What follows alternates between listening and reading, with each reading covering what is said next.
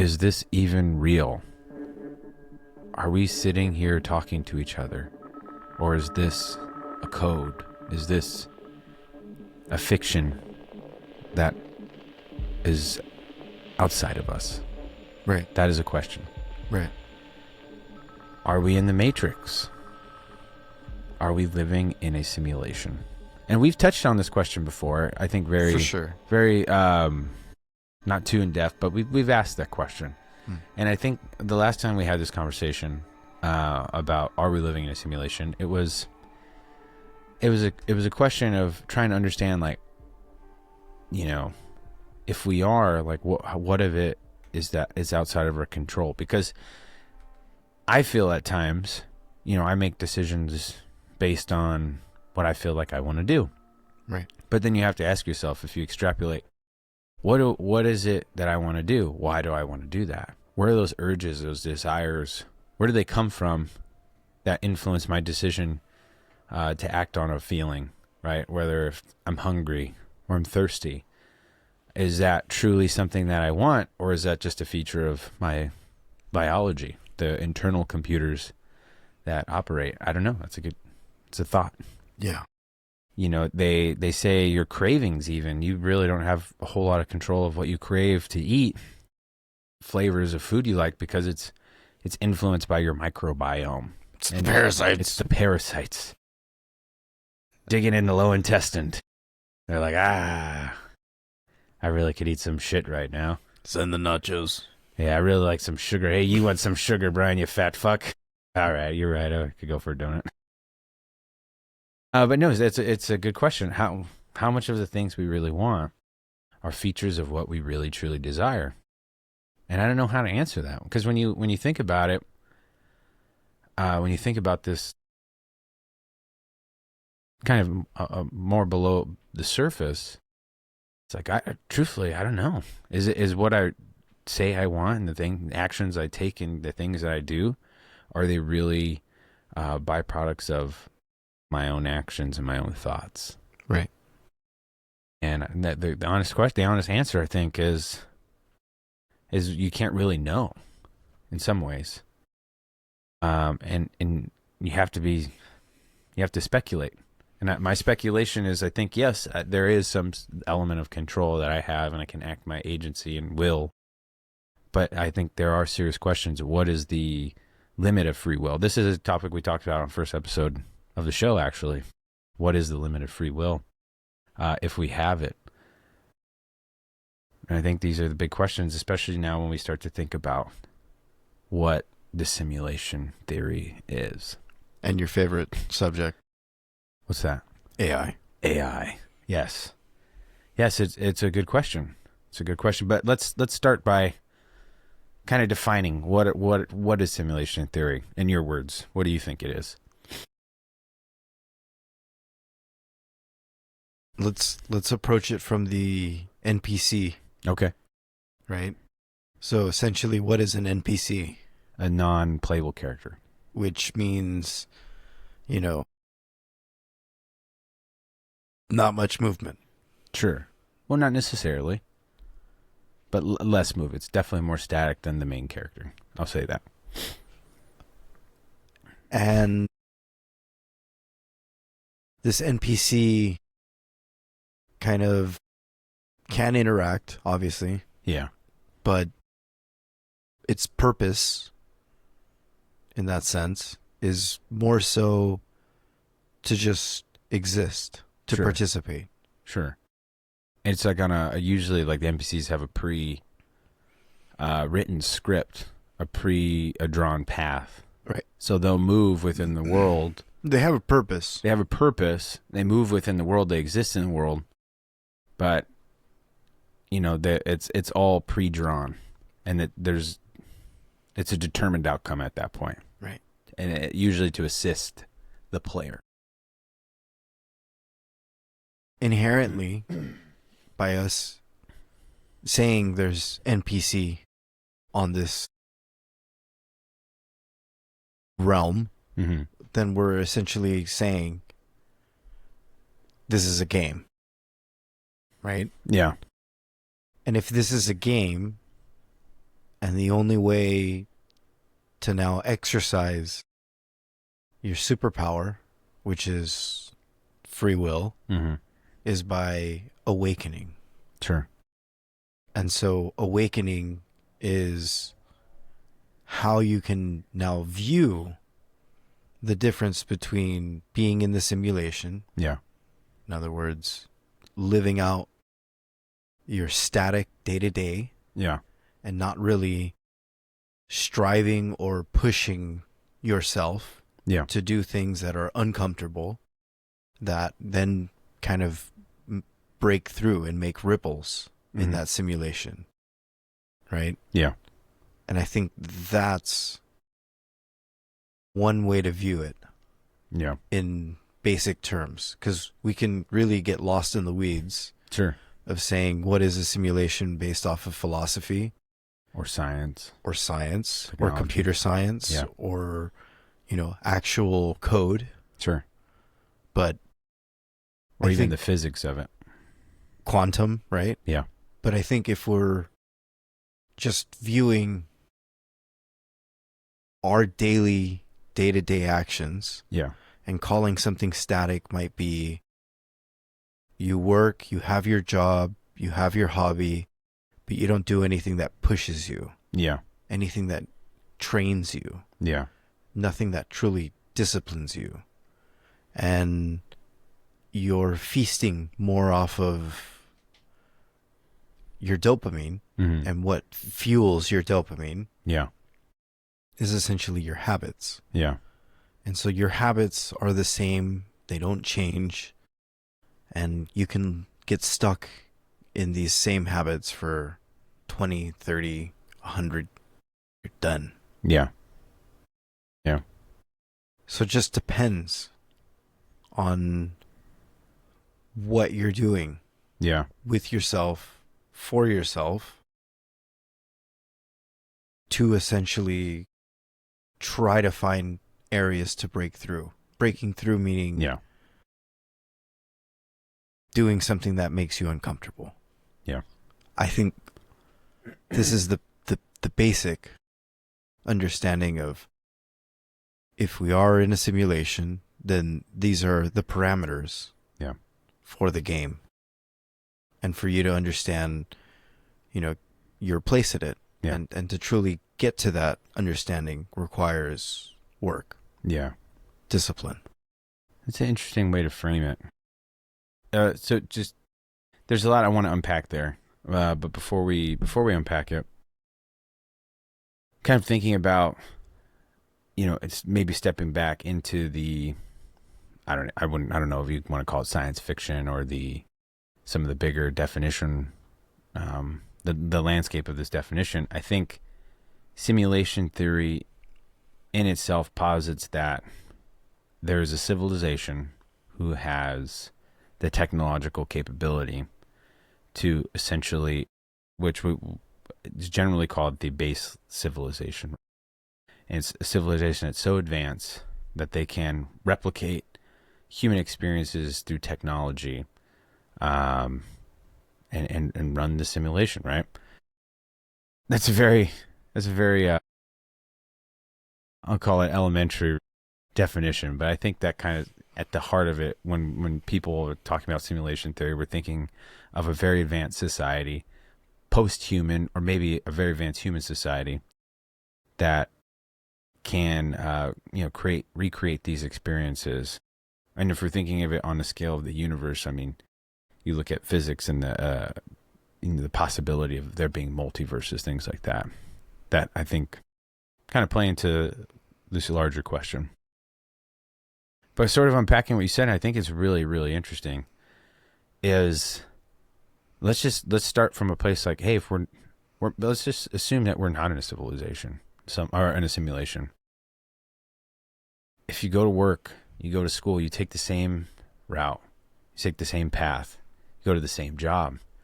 You go to work, you go home, you go to the store when you're hungry or you need food or you need to buy something, you go home.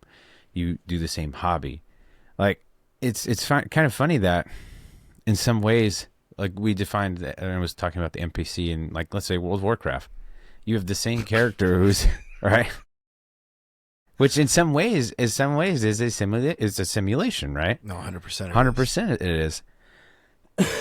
And then, but it's hard. It's easy to draw parallels in your own life when you look at something like a World of Warcraft NPC, who's literally walking from farm to the house, and then when you click on them, they say, "Hey, friend," or they say, "Mokra," something, right? And it's the same exact script, the same exact pattern. And it's interesting that the way you talked about it, it reminded me, like, even if we weren't in a simulation, even if none of this is all just purely hypothetical, theoretical, and fiction even, it's funny to say that we could still live in a simulation without it being this hyper advanced futuristic society that's controlling the images. Like, you can be in a simulation in the present, in the real world, just by not living in a manner that is that you know what I'm saying? Like, looking for a word. If you live in a manner that's not intentional, right? And then you let life happen to you, you're kind of in your own simulation anyways, right? And I think what you said is it's actually really powerful stuff. Like, how do you, if we take the science fiction out, if we take all the, like, the philosophy, and we just look at what the root of these things are, and like these fundamental questions, like, how do you not live in a simulation, right? And you hit on some pretty interesting ideas, like discipline, right? Discipline, intentionality, trying to break out of your norm, I think. And I mean, for me, like, I try to experience different things outside of the regular routine. Right. And I think when I try to imagine that we're not in a simulation, it's by the mere fact that I can think about wanting to do something different and something that is more enriching of an experience, that it fulfills me in different ways. That I think when you just go through that cycle of I work, I eat, I sleep, work, I eat, I sleep, and you're living this kind of, like, I guess, pseudo simulation, it kind of breaks you out of that norm. So it's just interesting. I thought that was really, really insightful what you said there. But, and what's interesting too is when you think about kind of taking it back to the philosophical, it's sort of funny. So we were talking about this just as kind of a background to the audience. You were working on, we had talked about, hey, let's have some, like, just strong episode ideas. And this is one of the ideas, you discussed and shared with me, and I thought was really interesting. And I like how your first thought was Plato and the allegory with the cave and Plato's cave. And then me, first thing I thought was Rene Descartes and some of his ideas. And so I've read the Allegory in the Cave. I've read through that, and it's in Republic, I believe, right? Yeah. Can you? I'm not really as well versed in it, I think, as you probably are, but can you kind of, like, run through, like, what is that? What is the Allegory in the Cave? Shit. Yeah. I know it's late. It's almost midnight. Yeah. So I know Plato, he talks about being in a cave and then seeing images on the cave walls, Mm-hmm. right? And when he sees those images on cave wall, it kind of fools you into thinking that this is sort of the reality of it, right? Which is interesting. And it's trying to escape and break out. Yeah. And find out what the fuck that is. Yeah. Yeah. So, I mean,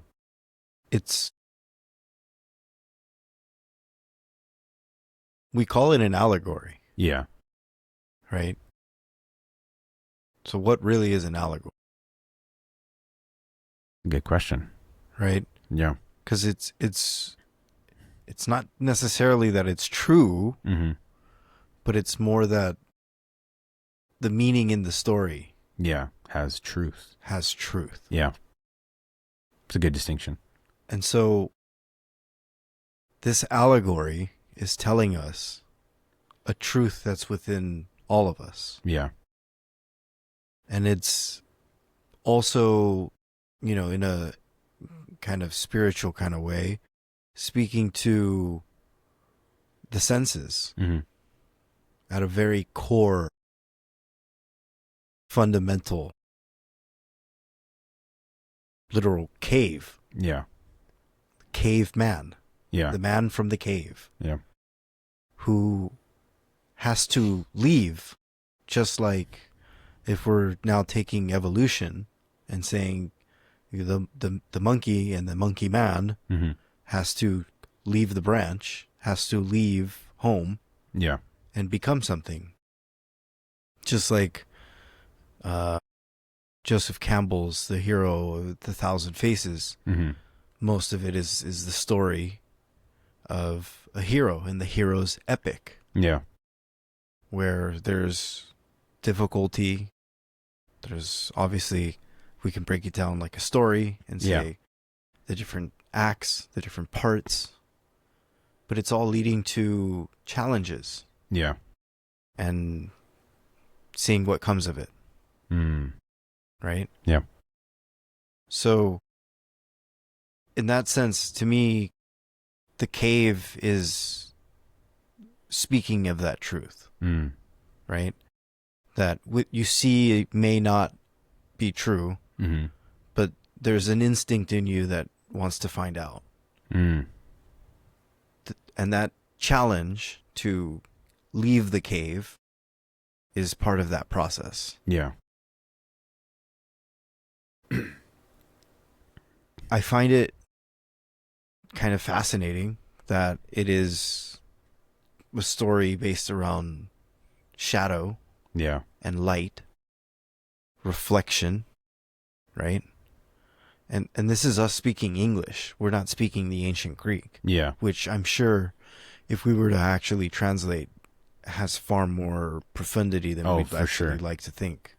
Oh, absolutely. I 100% agree with that. So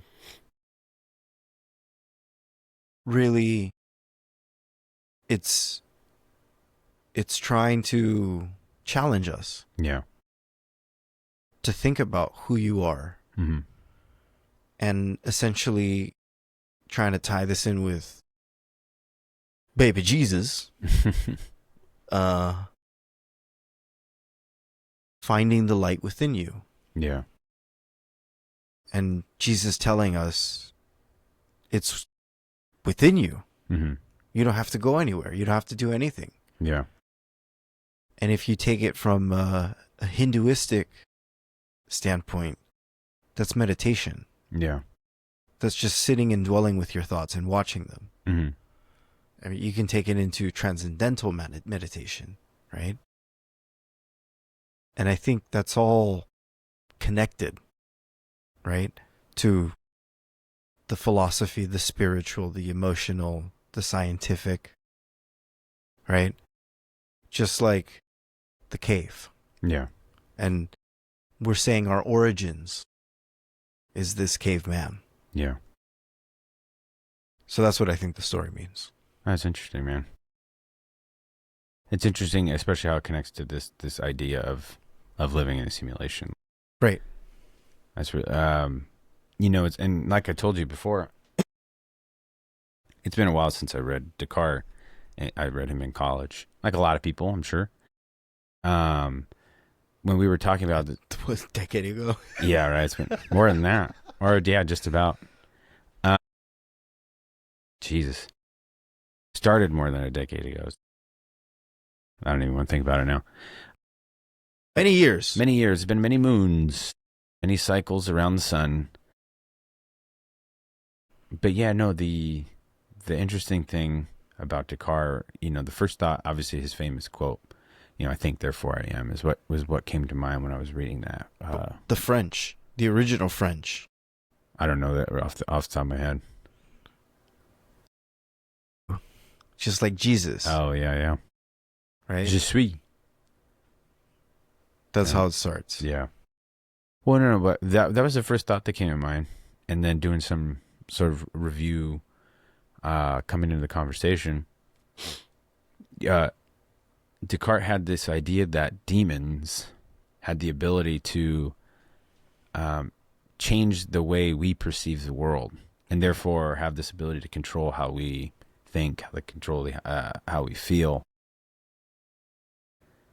I mean, if you look at it in a 17th century context, like, demons are pretty scary. There's this probably a real fear of that in a lot of the community, maybe not everyone, but for sure certain. And I don't think that's the context that Descartes was speaking in. But Why not? What do you mean? I mean, I don't know if I'm sure, actually, yeah, he would have believed in demons. I take that back. No, but the point I'm making is that you can put demons as a placeholder for a lot of different things and come to a very similar conclusion, right? Whether it's narrative crafting, right? Like how and it gives me some feeling that humans are so susceptible to, and even us, right? We're so susceptible to how messages and how things are written, how things are communicated, how things are crafted in a way that gives us some sort of a gut reaction or gut meaning to something, right? And forces us to perceive it in a way that might not be how reality is, right? Mm-hmm. And so it's interesting that he used demons, but as we go through the centuries since then, I mean, we have not just demons, but I mean, how people write about history, right? How narratives are created and how history is written in a way to shape how people think. And then even more so, like technology. And it's interesting to me, I can't answer. I don't know. Here's a revelation. I don't know if we're in a simulation or not, right? I just don't know.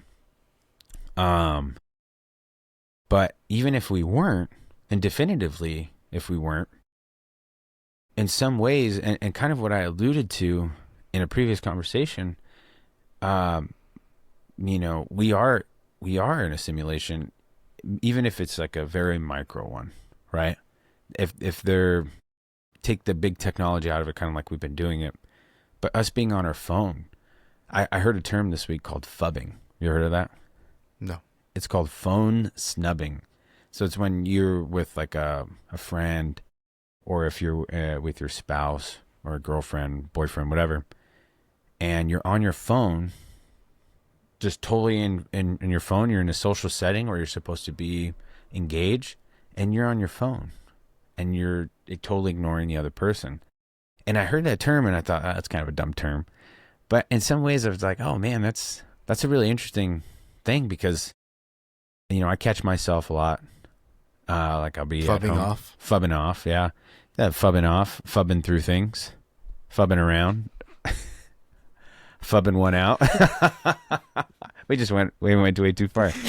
And that's what we're here for. Fubbing shit up, you know what I'm saying? But, and it's so true, sometimes it's almost unintentional. You just break out your phone and you're instantly connected to a whole virtual world with everything available at your fingertips. And then oftentimes you're just fucking like, oh man, what does the side of the home screen look like? Oh, I forgot this app's over here. I'm going to go back to that side. Oh wait, no, I'm going to go back to this side. I wonder what's going on Instagram. Fuck! And then, or you just start doom scrolling with the, with YouTube shorts or Instagram shorts, and some people TikTok. I don't have TikTok, and you just, you get sucked in. So it's like, we might not be in a technological simulation like in the Matrix, but our thoughts and our if we can define simulation as being unintentional and just existing in the world as letting the world happen to us, I think you can make the argument that maybe the simulation is not this grand thing, but maybe it's something that people have figured out. Like, we can insert X demon here, insert whatever placeholder here, and we can shape how people think about the world and get them to a place where they're just going throughout their day without being conscious of life outside of that bubble. You know what I mean? Right. And I'm thinking about that. I'm like, I don't know if what I'm feeling is just a code telling me what skin should feel like against skin, like with my fingers, or if this is what it really feels like. But I think, regardless whether one is true or the other, I think, answering the question, if we're in a simulation, you should ask yourself, am I living? The real question, I think, is am I living my life to the fullest? And to answer honestly, for me, sometimes I am, and sometimes I'm not. And I think that's kind of a human response. Sure. But I think it's important to be honest. Like, if you are totally engrossed in something, you should learn to be outside of it, and not have it control your thoughts, your actions. I mean, because in some ways, right? If we're fucking scrolling, it's controlling our actions. It's just at a very micro level. No, 100%. So, just interesting. Not just a micro, but Sure. I mean, on a huge level, but just breaking it down to the actual individual behavior, like just moving your fucking thumbs. mm-hmm. You know what I mean? So it's pretty interesting stuff. But coming back to more of the scientific part about it, I wouldn't even call it scientific, but thinking about the technological side of it, the question is a simulation possible? And you see, like, what technology we have available, right? Like you kind of talked about earlier with quantum computing, we have virtual reality, we have AI, right? And AI is making things hard to discern. I saw a video, and it looked funny to me. Like, I was like, that something doesn't feel natural about it, but it looked fucking damn near real. And it was with dogs, and it was with pets. Yeah. And I was like, fuck, that looks so real. But there was just some Q indicators. I was like, nah, I think this is AI, and it was. But so I think all that to say is we have the technology to, or we have the infancy of the technology where we can create these types of grand simulations. I mean, we have it in theory with video games and a lot of things. Right. But to see that some of the root technology that you can imagine is the precursor to the Matrix exist, it gives you some pause, 100%. And so that makes the question, are we the base civilization or not? Right? Is this the origins? And another question too is, and we've talked about this ad nauseum, but at what point does human technology become our glass ceiling that we don't break, right? I think a lot of people in the past thought, hey, nuclear weapons, like that's what's going to end civilization. And it very well might, right? It still has that potential capability. But when you start to develop, I think systems that at least mimic, right, consciousness, at what point then do these systems end up being our demise? Right. And so AI, kind of like in the Matrix, AI has an unquenchable thirst for more processing power.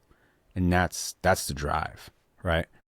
There's been studies where they talk about taking AI off the power, and it tries, in different alignment studies, it tries to everything it can do within its power to avoid that, whether that's orchestrating fraud or trying to get someone murdered. Like, they're finding this shit because of the power. And in the Matrix, if you remember, what were humans being harvested for their power? Like, they're in the simulation, but their bodies are being harvested to fund, to prop up the energy system of these beings in the very, very far, far future. But the difference is, not the difference, but the plot point of the Matrix is you have the ability to wake up. And this is, I think, what we were talking to about the intentionality, the red pill, right? You take the red pill and you see the world for how it really is. And I think that's such a strong analogy in a lot of ways for a lot of different things, because if you stop and actually take a look at the world for how it really is, you see for the first time, right? You're not in that same routine anymore, and you can take a breath and be, I don't know, and just be present. And that doesn't necessarily have to mean red pill in politics or anything else, but just red pill in your own fucking life. Like taking a red pill and just being with your family and like slowing down and getting out of your own ass. Yeah. I think that's it's a pretty powerful idea. But the other possibility too is, you know, we are absolutely in a simulation, and we're not the baseline society, and we're not the baseline civilization, and we, you know, we're just some sort of projections. We're projections.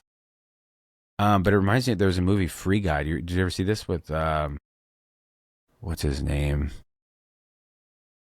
He plays Deadpool. Do you remember his name? I can't think of his name. And Ryan Reynolds. Yeah. For the first time I have an actor. Yeah, I was, holy shit. Ching. Someone's red pilled. No eyes. Yeah, no eyes. No, but Ryan Reynolds, he was in this movie called Free Guy, where he is an NPC. And it's such an interesting movie where he eventually develops consciousness. And he's acting as a person with his own agency in this virtual world. And he asks, and actually it's a very interesting movie because it says, like, what does it mean to love? Like, what does it mean to be alive? Mm-hmm. And I mean, I think if we are in a simulation, like, I think proof to me that maybe we're not, or it's not exactly how we understand it, is the fact that we can think about these questions and we can feel, and we can love. I mean, there's something, I think, deeply profound about that. But then again, it could all just be a code. Hey, he's going to feel this today. I can imagine some fucking turd on his computer. He's like, oh, hey, he's talking to his friend, you know, I don't know, what's some future name, some dickhead. And they're like, hey, you want to go online? We're going to play Human Earth 2025. Oh, hey, do you want to meet up? Yeah, we got some middle-class guys hanging out in a garage, and they're just talking. Well, oh, you put glasses on your character today? My guy always has glasses on. So that could be very well happening, and it's fascinating to think about. But I think like we've been alluding to this entire conversation is, even if we are in a simulation, or if we're not, there's some value in thinking about these things. Not necessarily in stressing about it and like, fuck, I'm in a simulation or fucking nothing matters. Because the reality is people fucking die, whether it's real or not. Like, you still have a life to live. Yeah. And I think that, to me, is one of the biggest lessons. Like, whatever is external, even if what you perceive and everything is out of your control on the simulation, if you still have control of something, why not? Why not take control of your own life? And why not be unapologetic about being intentional and getting off your phone and living to the fullest? And I think really that's where all the stress and pressure comes about these big questions. Like, what does it mean for me right now? Like, am I alive? And we might be living and breathing, but some of us are absolutely dead, you know? So for 2 days, we basically didn't have power. Yeah. Oh, okay. Yeah. Tell me this. Because they were working on replacing a few old, rotted through poles. Yeah. Which is a bit of an inconvenience. Yeah. Because we're so used to living in today's technological world. Yeah. And having to stop utilizing the beautiful benefit of electricity. Yeah. And reverting back to a time basically before the 19th century onward. Yeah. Was kind of a humbling experience, not in the same way as camping. Because with camping, it's done with the intent of going out into nature. Yeah. And it's not done out of necessity. Like, that's not home. That's a good point. Versus you are in your house and there's not a freak weather accident. Yeah. It's not a snowstorm. It's not rain. It's not hail. Yeah. It's literally that they're upgrading poles. Yeah. And you're just going to have to suffer and be inconvenienced while We fix the poles. it gets fixed. Yeah. But if you're weird and you're thinking about simulations and reincarnation Yeah. and finding light and the light within you Yeah. and the occult, Mm-hmm. and if you start thinking about, okay, if we were in a time where there is no electricity and all you do have is your friend groups, Yeah. and maybe you're in a cult and you don't even know it, Yeah. and essentially your same pleasures that we're getting as a modern society from our phones Mm-hmm. would have happened, on a spiritual, religious, tribal Yeah. network. Yeah.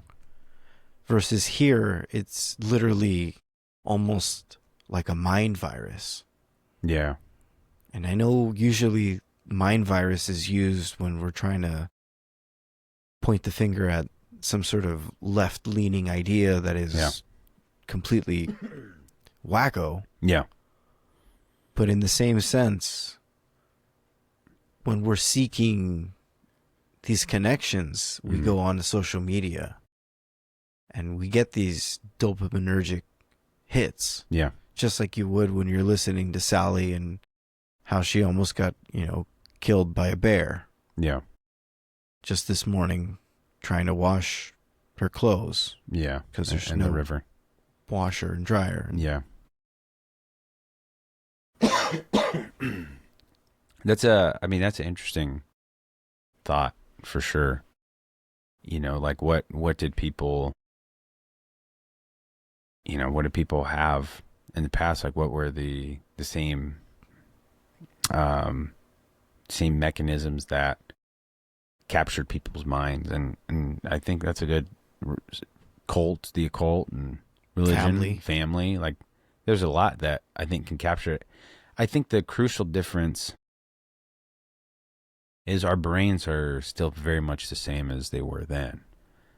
The difference, though, I think, is the modes that are available now are so much more powerful than the previous things. Mm-hmm. Obviously, religion and spirit and the occult, that has power. Our family has power, but then now you get constant dopamine hits every second of your day if you want. Right. How much more powerful is that? Porn. Yeah. I mean, and that's kind of in the background, 100%. So if we're taking the Matrix concept to the extreme, Yeah. but also trying to simplify it, it's essentially saying that we're batteries. Yeah. And that our soul actually has some energetic capacity, right? Yeah. And we know this to be true, right? That AI requires more electricity and conductivity than we do. Yeah. To power our systems. So I think that's part of where that fear can come from. Yeah. Right? That the veins necessary for AI to continue requires ours. Yeah. But if we're now slowing it down, not taking it that far, Yeah. I think one of the interesting things about having choice, having free will, is what you want to do with that time. Yeah. So that's the one factor that hasn't changed. Sure. The only thing that has changed is the tools that we use. Yeah. And so that mind virus, it's eating up more time. That's a really good way to look at it. It takes away from your family. It takes away from people. Yeah. And it is consuming to see electronic people. That's interesting too because okay, go ahead. Hold on. My apologies. Electricity, EL, right? L. And when we go into the deep occult, L is a god. And that's also where we get these archangels. Gabriel. What's the list of them? No. I don't know. Gabriel, Nathaniel. Yeah. Anything that starts with an L, right? Yeah. Uriel, maybe. Might be in there. Michelangelo. Yeah. Michael, right? Oh, not Michelangelo. Not Angelo, Yeah. but Michael. Yeah. Saint Michael. Gabriel, for sure. Israel. Yeah. That EL stands for electricity. And that's why they're also, this is now weird conspiracy land, but arc is for the electricity in the L. And so these new demigods, essentially, are after the electricity. And what's more powerful than our electricity? Literally, our electrons spending time watching images that are not real. Yeah. That's a really interesting way to look at it. That might be another part of that simulation. For sure. And I have to hammer back down to the concept of time. And that's what I was going to touch on when you're done. Because this notion of 2025, that's only because of literally a kingdom, a religion, a people coming together and deciding, after this guy, we're starting over again. Sure. And that, to me, is partially where a lot of the root of these conspiracies for simulation and non-simulation kind of have a footing. Because from the get, now all of a sudden, somebody had an agenda to restart time. Yeah. And time was restarted after the death of one guy. Yeah. Do you get what I'm saying? Yeah, I hear you.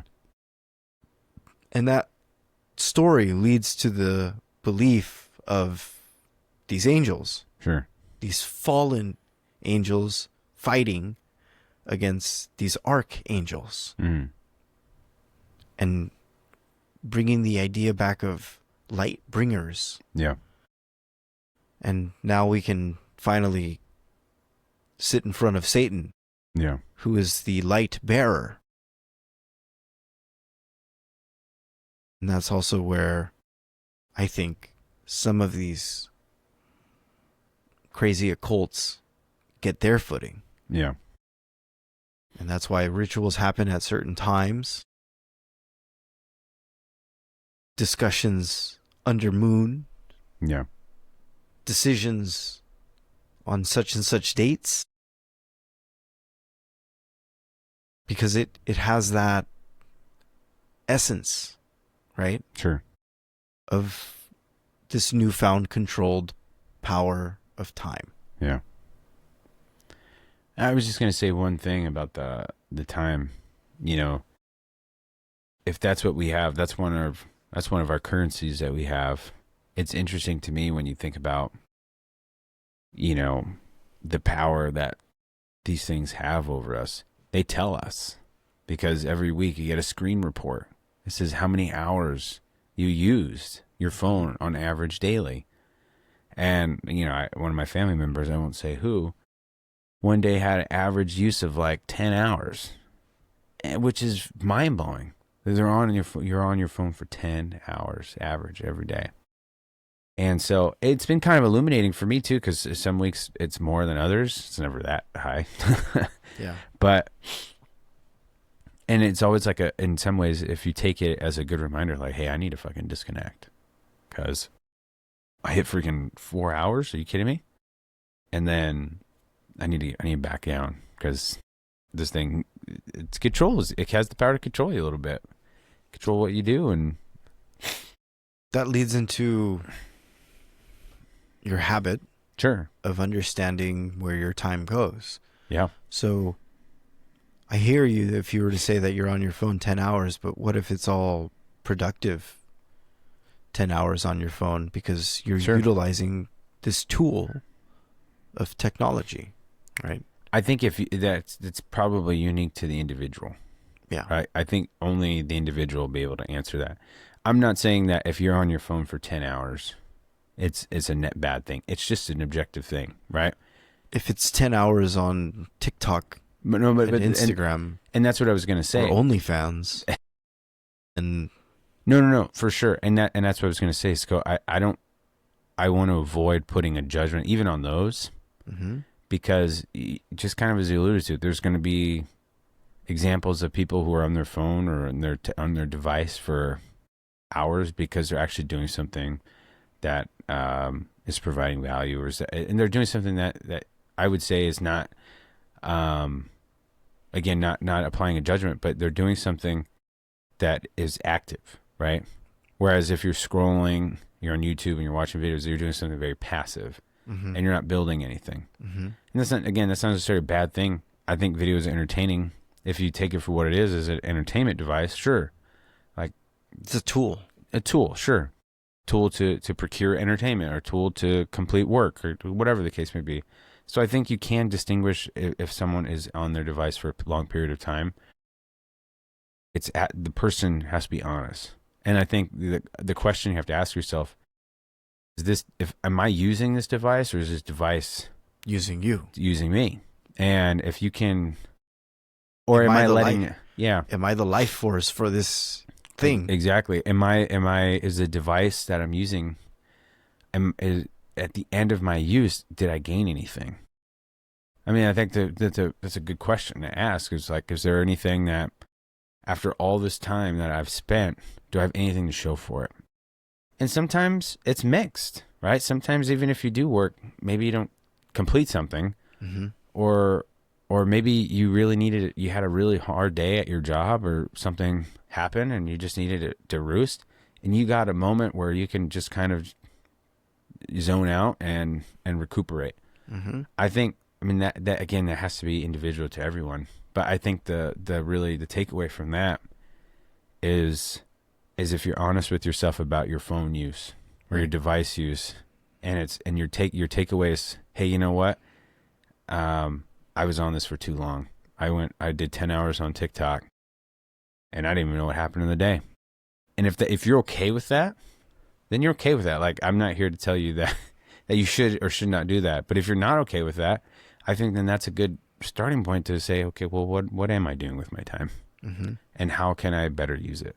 Because just as, using the metaphor of giving energy in our lives and the electricity in our body and our power, if we're feeding these things, could that potentially, roil us to the end? I don't know. It's a big question that I don't think there's a really good answer to, but I think if people were honest with their use, they'll probably be shocked about what kind of answers that they come up with if they're honest.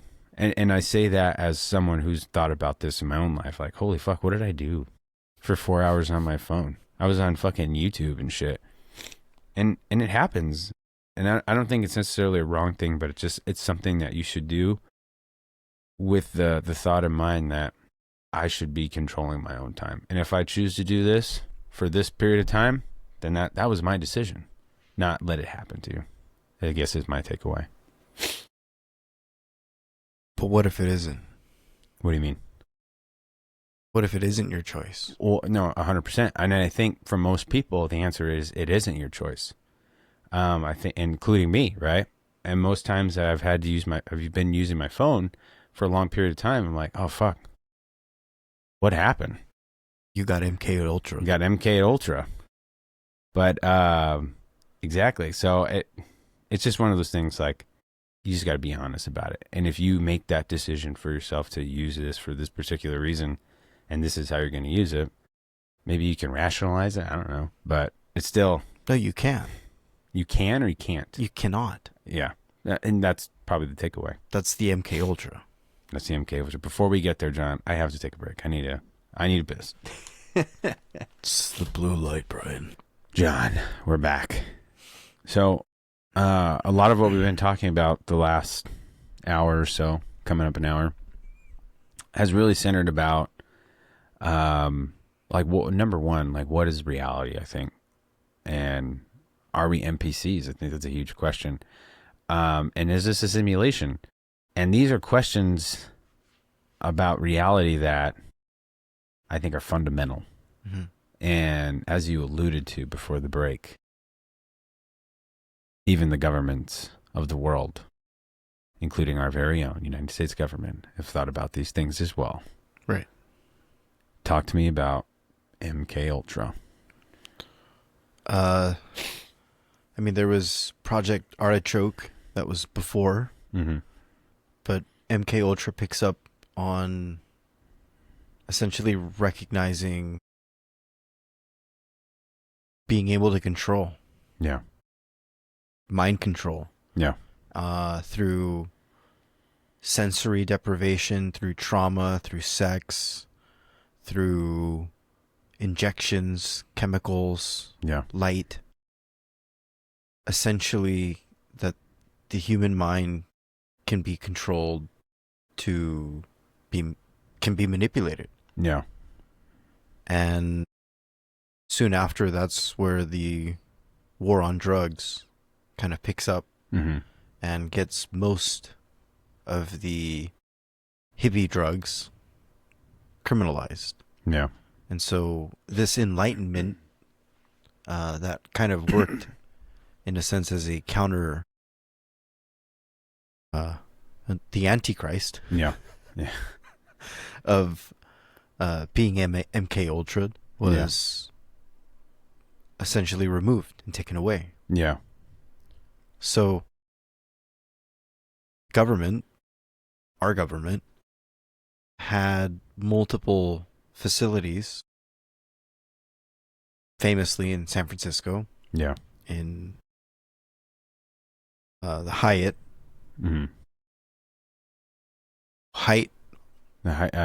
Haight-Ashbury. Yeah, Haight-Ashbury. Not the Hyatt. I knew that's what you were gonna say. Yeah. But I was like, you're the San Francisco guy. Yeah.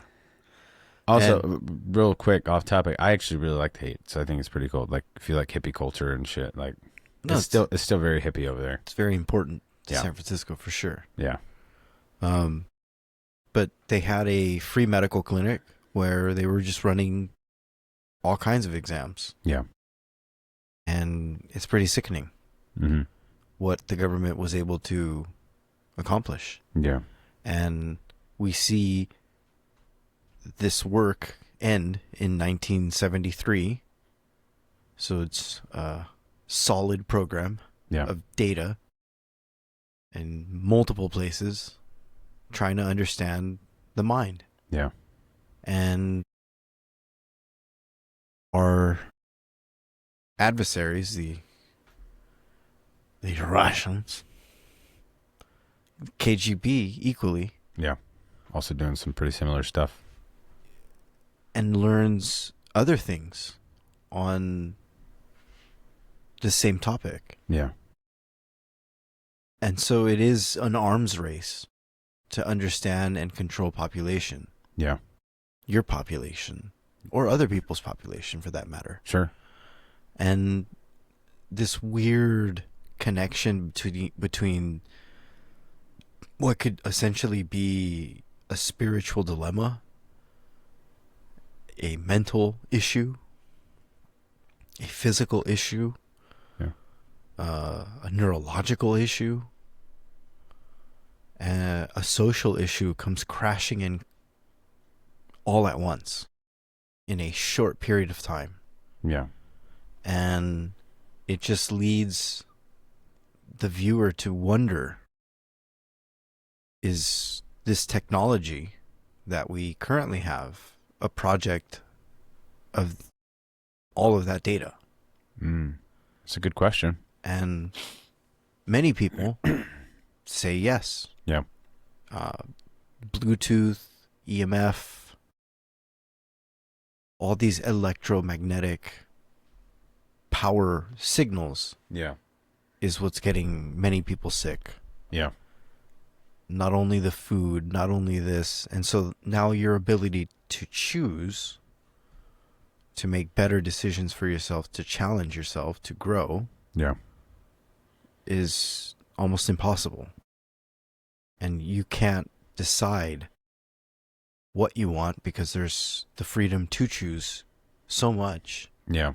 and so much of it you don't understand. Yeah. You don't know the root of it. You don't know whose company owns what. Yeah. It's a good point. And more importantly, it's now a legal IP battle between the big boys as to who has most technology. And usually, when we see what's going on, it's the ones that you think who have the latest and greatest technology. Are you telling me? Leave it up to your imagination. No, it's interesting, man. It's very interesting. You know, it just to kind of cap things off, because like I said, full disclosure, I'm feeling very well. I'm a little under the weather as we prepare for a rainstorm here in LA. I think it's fascinating. Or not. Maybe the weather machine, the simulation weather machine. We're not gonna.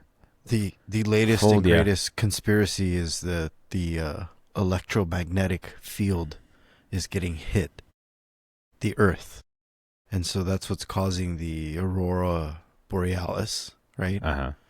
And that's also what's causing all these freak weather. Oh. I mean, we're always being hit by the electromagnetic energy. Obviously, this being a specific. Or I mean, we're always being hit spike by the sun, and then it's interacting with the electromagnetic sphere. And so this connection is at a spiked point where now there's some consequences. Yeah, I don't know. Maybe. I mean, the solar activity, obviously the electromagnetic sphere is what keeps this planet safe from solar activity. I don't know. I haven't heard that. I haven't really looked into it. I know a lot of times there's misattributions to like climate change impacting how significant weather events are and things like that. And then, you look at the raw data and you see that, well, I mean, we have significant climate events, but it's not any more than we normally have, or the case might be. It seems very cyclical in that sense. Not to say climate change isn't real or whatever. I just take it, some of the effects with a grain of salt, or some of the more doomsday predictions with a grain of salt. Like, clearly there's an impact with the sun and electromagnetic sphere, and clearly there's impact of climate change on life.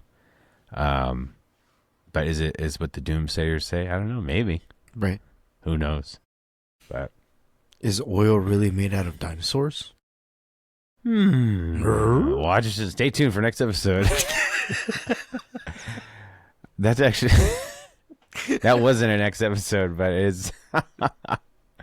I'm sure there's some people who say no. I'm sure there are many that say yes. The Earth is flat, Brian. The Earth is flat. What do they call the there's like a, in the flat Earth community, there's for the circle. Bro, I don't know. Yeah. Full disclosure, not a flat earther. No, I don't hate anyone who believes in the flat earth. That's totally up to you. I just wouldn't. don't believe it. I wouldn't be against listening to a flat earther. Oh, I've listened to him. Have you? Yeah. And it's been a But while. they haven't been on the pod, so Well, true. Actually, I'd be willing to sacrifice a seat it'd be interesting. to hear how flat I know someone. the I flatness. know a guy, and I don't know if he'd be interested in coming to talk about it. Actually, it's funny. This is a We conversation. need the experts, Brian. Nah. Primary sources. Primary sources. All right. We're going to close on that note before it starts to spiral.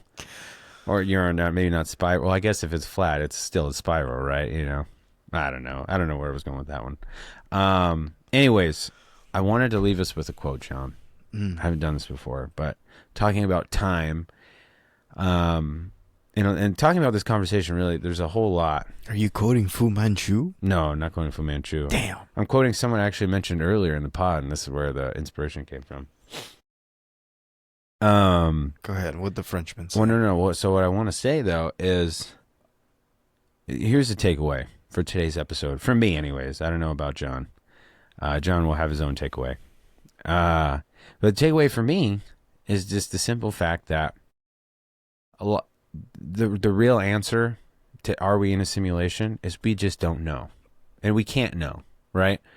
Unless something happens and we're privy to it, right? Or we die and that's the end. Who knows? No one knows any of this. It's all speculation based on whether it's philosophy, science, technology. That's all we have. And here goes the thing. For the lay person like you and me, and all of our viewers, there's nothing. I mean, this might be maybe a nihilistic view. I don't think so. I think this is actually the best one, because if you suffer in all these questions, John knows where I'm going. If you allow that suffering to have zero meaning, right? And you allow all these big questions just to weigh you down, I think, yeah, you're definitely into a nihilistic pit.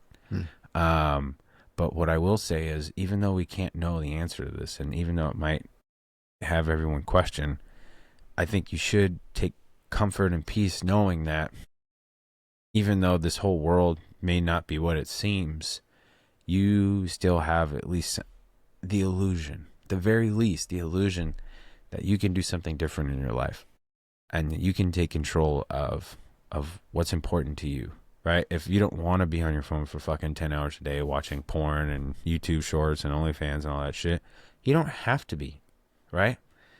And you still have some power, whether it's real, whether it's an illusion, who knows? But you still have that decision. So I think the important takeaway is, and which will lead me to my quote as we end the episode, is there's, in my opinion, based on my human experience and the watching, all the greatest athletes and watching all, I fucking said that like a Minnesotan, athletes, not even from there, but watching all the best athletes, watching the best, the best people do, in their fields, do what they do, that tells you you have to work towards that.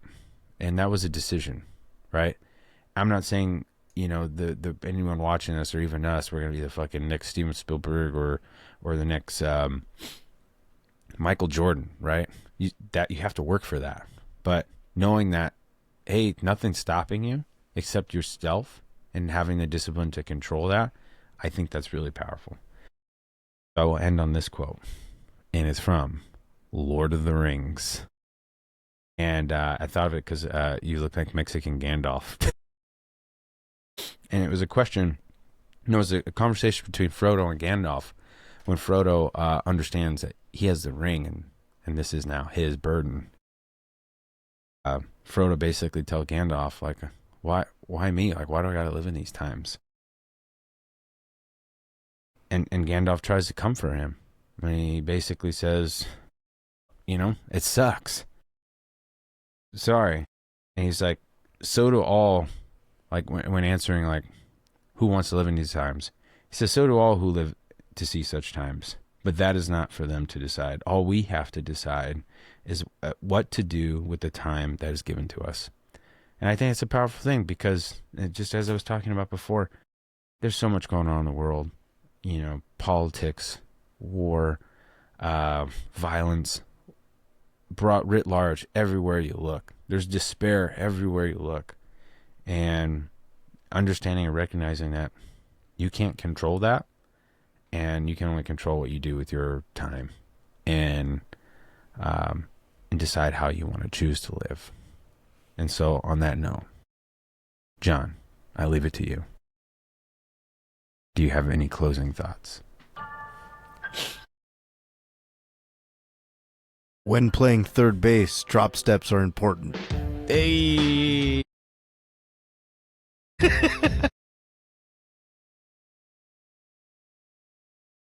This is the below the. If you enjoyed this video, please do all the normal YouTube things, like, comment, and subscribe. John is cracking up over here. He thought of that the entire episode, I'm sure. Yeah, I had a lot of fun doing this episode. We're trying something different with the show. So if you liked it, please let us know in the comments if you disagree with this, if you think we're dumb and we don't know what the fuck we're talking about, which might be true too. Then let us know. We want to hear. Where can we improve? Are we NPCs? Are we NPCs too? We might be. His fucking controller decided to put glasses on him today. Sometimes it does feel like we're living in a simulation because this year has been weird. Like, oh, hey, fine, we're going to have this happen to you. Oh, what if he gets into a car wreck? That sounds fun. Oh, what about his health? Yeah, let's do that too. Regardless, all you can do.